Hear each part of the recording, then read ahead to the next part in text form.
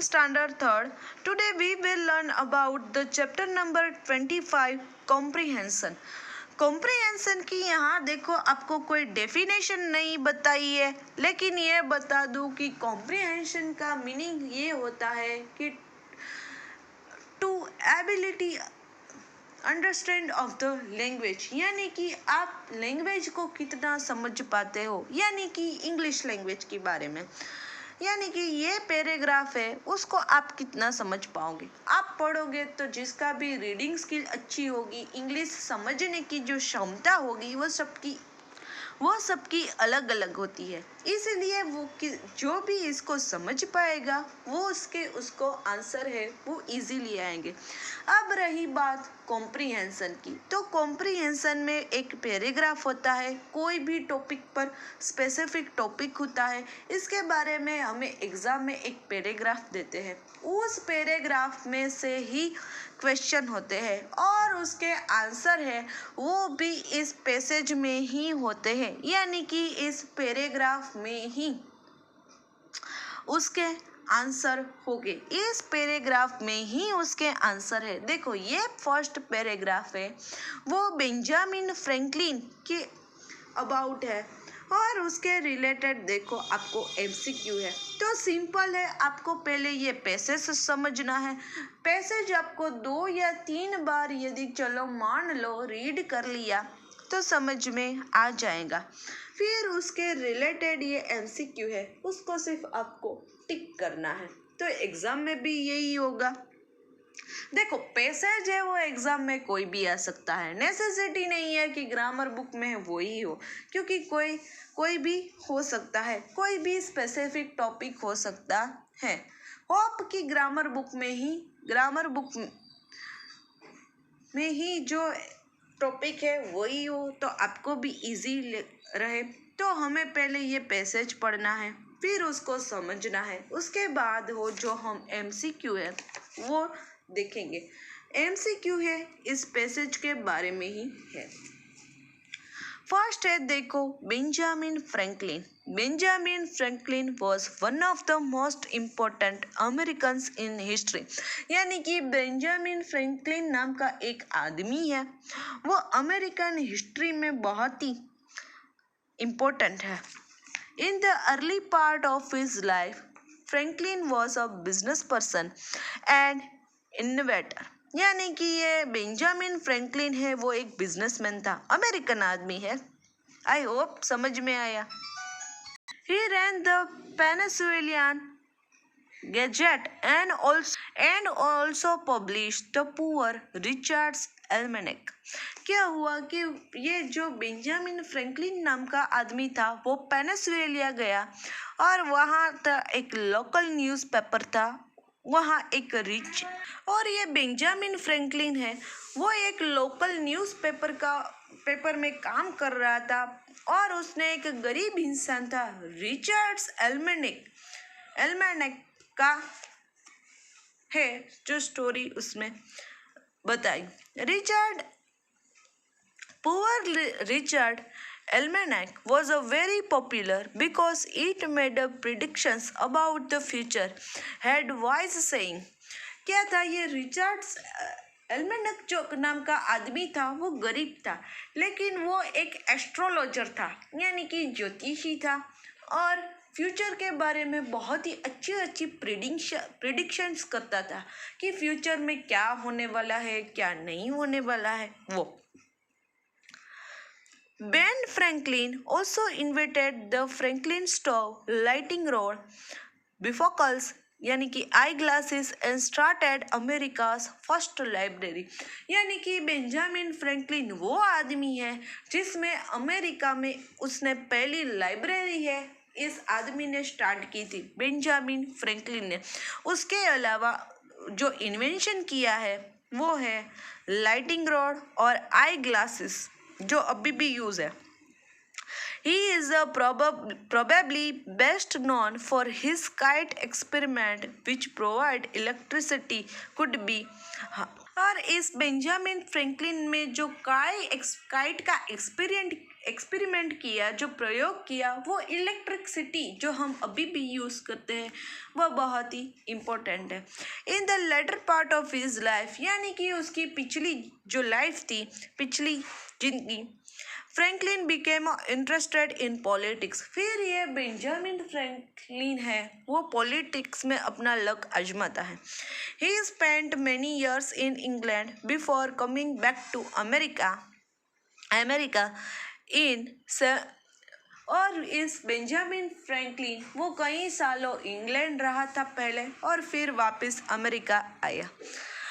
Franklin helped Thomas Jefferson write the declare in 1776, यानी कि 1776 में उसने एक आदमी की हेल्प की।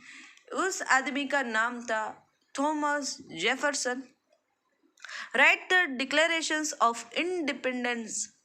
2 years later, he went to France and convinced the French to help America in the war against England.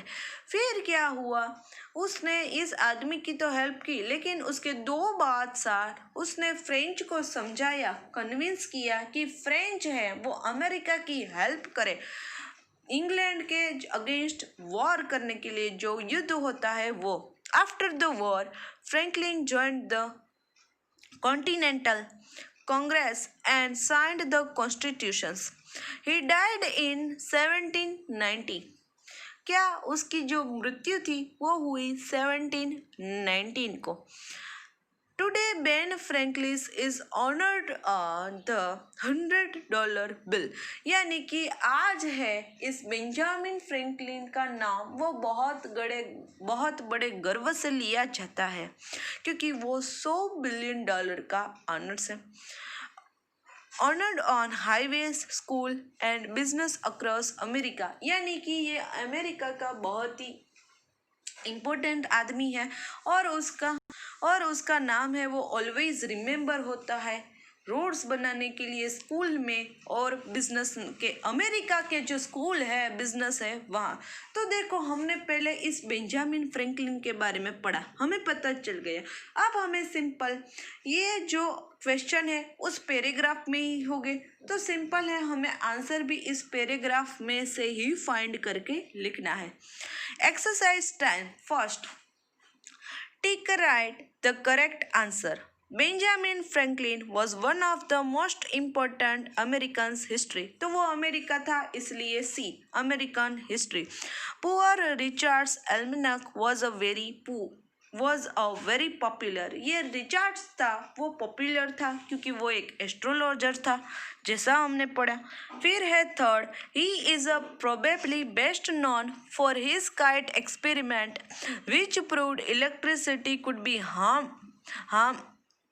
harnessed from lighting. Who is he? Franklin. ये जो सेंटेंस है वो किसने लिखा था, तो फ्रैंकलिन ने। After the war, Franklin joined the continental Congress and signed the constitutions, यानी कि कॉन्स्टिट्यूशंस यानी कि जो बंधारण जिसको हम कहते हैं वो वहाँ ज्वाइन हुआ था। तो ये हुआ फर्स्ट पैराग्राफ। अब देखो सेकंड पैराग्राफ में भी हमें वैसा ही करना है। पैसेज को समझ के हमें उसके आंसर देने हैं। पैसेज है डॉल्फिन के बारे में, समुद्र में जो रहती है डॉल्फिन, वो पता है डॉल्फिन्स का नाम सबने सुना है। देखो, dolphins are marine mammals that are related to whales and porpoises, यानी कि डॉल्फिन है वो एक मरीन ममल है जो समुद्र में रहती है। A marine mammals is one that lives in the water, जैसा मैंने कहा वो पानी में रहती है dolphins. Dolphins are found all over the world ocean as well as in rivers and marshes, यानी कि ये डॉल्फिन्स है वो हमें सब जगह मिल जाती है, यानी कि वो नदी में भी होती है, समुद्र में भी होते हैं, जहाँ है वहाँ होती है। Dolphins are meat eaters and feed on fish and squid and others marine life, यानी कि ये डॉल्फिन है वो मीट ईटर्स यानी कि वो मीट यानी कि छोटे कीड़े खाती है। उसके अलावा फीड ऑन फिश यानी कि जो फिश है उसको भी पालती है। और squid and other marine life. They often swim together in group called pods. यानी कि कई सारी डॉल्फिन चलो ग्रुप में होती है और वो समुद्र में ऐसे स्विमिंग करती है, तैरती है, तो उसके ग्रुप को हम कहेंगे pods. They are thought to have powerful eyesight and hearing but do not have a sense of smell. यानी कि डॉल्फिन के पास बहुत अच्छे आई साइट है, सुनने की शक्ति है। इस डॉल्फिन की जो सुनने की जो क्षमता होती है वो बहुत ही पावरफुल है।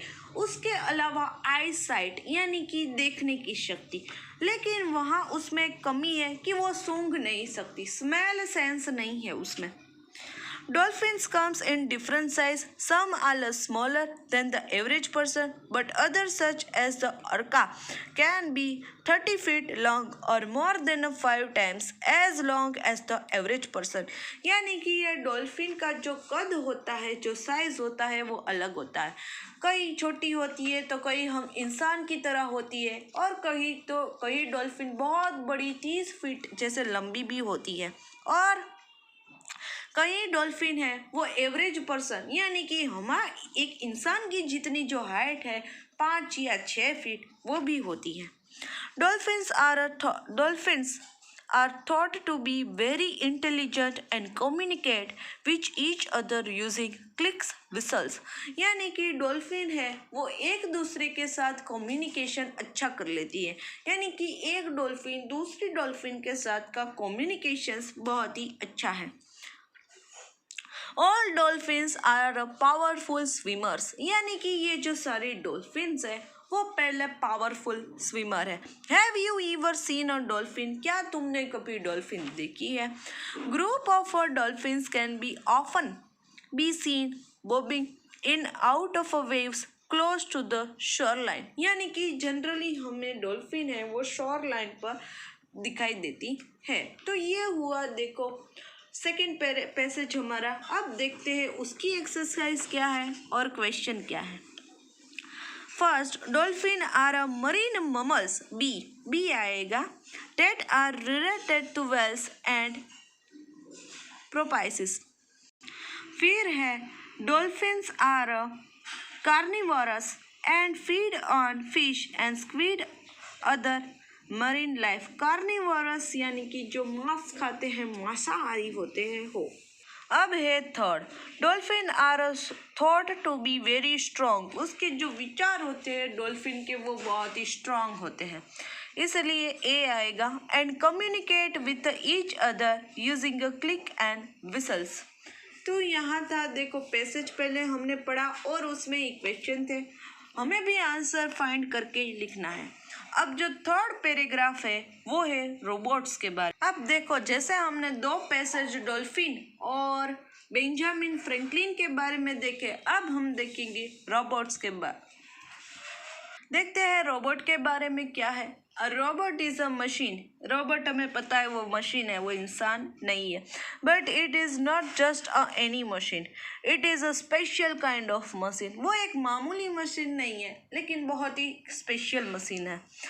It is a machine that moves. ये वो मशीन है जो हिल सकती है। क्या मशीन कभी हिलती है? लेकिन ये रोबोट है इसीलिए। It follow instructions. ये जो इंसान के द्वारा जो इंस्ट्रक्शंस दी जाती है उसको ये फॉलो करता है। The instructions comes from a computer. अब तो इंसान भी देते हैं, वैसे भी रोबोट आ गए हैं इसलिए मैंने इंसान के बारे में कहा, लेकिन जनरली वो इंस्ट्रक्शंस फॉलो करते हैं जो कंप्यूटर ऑर्डर करता है वो। Because it is a machine it doesn't make mistake. ये कभी गलती नहीं करती क्योंकि वो मशीन है, गलती इंसान से होती है मशीन से नहीं। And its does not get tired. ये रोबोट कभी थकता नहीं है, ऑब्वियसली मशीन है, नहीं थकता। And it never complain unless you tell it to. और ये रोबोट्स कभी कंप्लेन भी नहीं करते। हम इंसान कंप्लेन करते हैं लेकिन ये रोबोट्स कभी कंप्लेन नहीं करते। फिर है रोबोट आर ऑल अराउंड अर्थ, यानी कि रोबोट हमारे आसपास ही होते। सम रोबोट्स आर, यानी कि जो रोबोट है वो हमारे आसपास ही है। Some robot are used to make things, for example robot can help make a car. कई सारे रोबोट्स ऐसे होते हैं वो मदद भी करते हैं, हेल्प भी करते हैं कार बनाने में। Some robot are used to explore dangerous place, for example robot can help explore volcanoes, यानी कि कई सारे रोबोट जो वोल्केनोस जो ब्लास्ट होते हैं वहाँ डेंजर जगह पे भी उसका हेल्प करने के लिए इस्तेमाल किया जाता है। Some robots used to clean things, these robots can help vacuum your house. कई सारे रोबोट्स ऐसे भी होते हैं जो हमारे घर की साफ सफाई भी करते हैं। Some robots can even recognise words, यानी कि कई रोबोट्स है वो लैंग्वेज को भी समझ पाते हैं। Then can be used to help answer telephone calls, और उसमें भी मदद करते हैं जो टेलीफोन कॉल्स लेने के लिए। Some robots look like a human, कई सारे रोबोट यानी कि कई सारे रोबोट है वो टेलीफोन कॉल्स उठाने की हेल्प करते हैं। Some robots look like human, कुछ रोबोट्स हम ह्यूमन जैसे दिखते हैं। But most robots do not, but लेकिन कई सारे नहीं। मोस्ट रोबोट जस्ट लाइक अ मशीन, और वो हमें कई सारे रोबोट मशीन ही होते हैं, प्रॉपर मशीन की तरह ही दिखते हैं। देखो इस रोबोट के बारे में था ये पैराग्राफ जो हमने समझा, उसके बारे में ही अब ये MCQ है। A robot is a machine, यानी कि सी, because robot is a machine, it does not make a mistake. Robot machine है इसलिए वो कोई गलती नहीं करता। Third, some robots are used to explore dangerous place, इसलिए ए। और फोर्थ, सम रोबोट्स लुक लाइक ह्यूमंस, कई सारे रोबोट है वो ह्यूमंस की तरह ही दिखते हैं, इंसान की तरह। तो ये हमारा यहाँ चैप्टर नंबर 25 कॉम्प्रीहेंशंस कंप्लीट होता है। आज के सेशंस में इतना ही। नेक्स्ट सेशंस में चैप्टर नंबर 27 जो ऐसे राइटिंग है वो पढ़ेंगे। Till then have a nice day to all.